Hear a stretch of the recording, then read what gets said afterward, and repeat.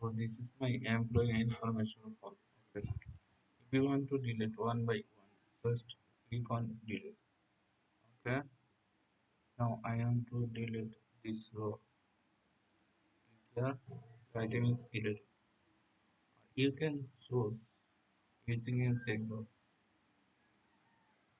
These three items will be deleted. Now click on delete.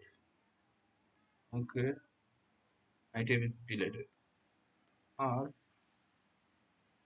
you can edit. And to edit this, just click on edit. Okay, give a name of it. I think it's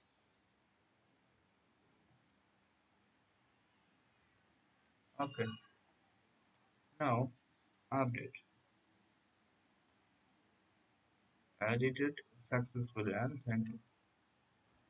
So go back and then refresh. Okay, employee name is changed. Now, if you want to delete all the information, just click on all. Okay, so click on all and click on delete. Okay, all item is deleted now. And thank you.